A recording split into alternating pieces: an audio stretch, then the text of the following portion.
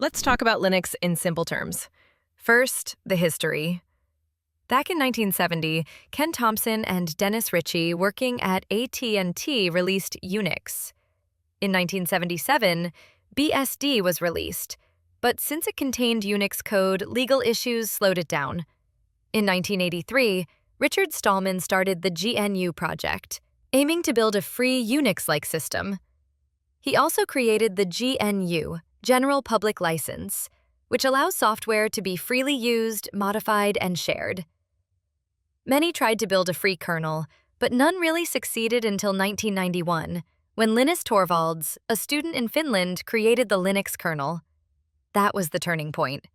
Today, Linux has grown to tens of millions of lines of code and powers hundreds of different distributions like Ubuntu, Debian, Fedora, Red Hat, and Linux Mint. It is known for being stable, secure, and fast, though sometimes harder for beginners. Because Linux is open source, it is everywhere. Servers, desktops, embedded devices, and even Android phones. In fact, Android itself is built on top of the Linux kernel. That makes Linux the most widely installed operating system in the world. Now, what exactly is an operating system? An OS is software that manages the communication between applications and hardware. Linux, just like Windows or Mac OS, is an operating system. Different Linux distributions are like different editions of Windows, but all share the same Linux kernel at the core. In training environments, you may come across Parrot OS, a Debian-based Linux designed for security and privacy. Think of Linux like a company. The architecture is the organization chart. The philosophy is the company culture, built around simplicity and teamwork. Let's look at the Linux philosophy.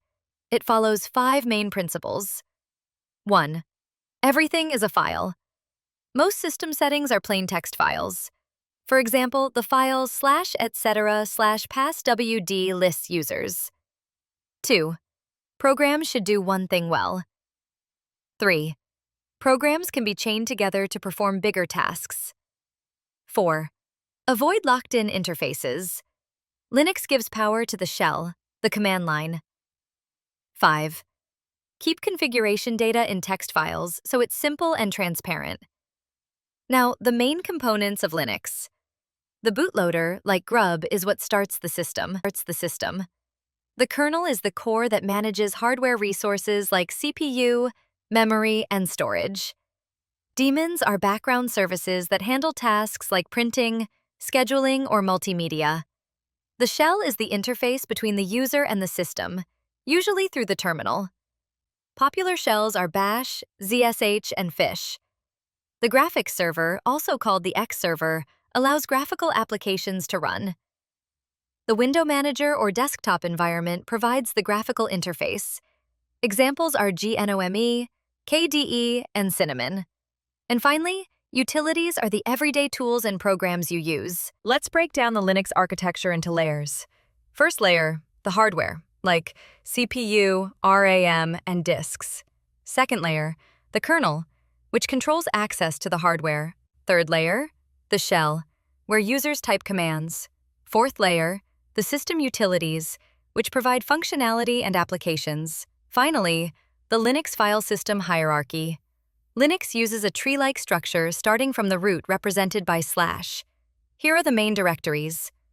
/bin, essential command binaries. /boot, contains the bootloader and kernel files. /dev, device files for hardware access. /etc, configuration files. /home, user directories. /lib, shared libraries. /media, for removable devices like USB drives. /mnt, temporary mount point. /opt, optional third-party software. /root, the home directory of the root user. /sbin, administration binaries. /tmp, temporary files. /user, user programs and libraries. /var, variable data like logs, email, and cron files. Let's recap. Linux grew from Unix, the GNU project, and Linus Torvalds kernel. It is everywhere today. Its philosophy is to keep things simple, modular, and flexible. It has clear layers and predictable components, and its file system follows a standard hierarchy so you always know where things live.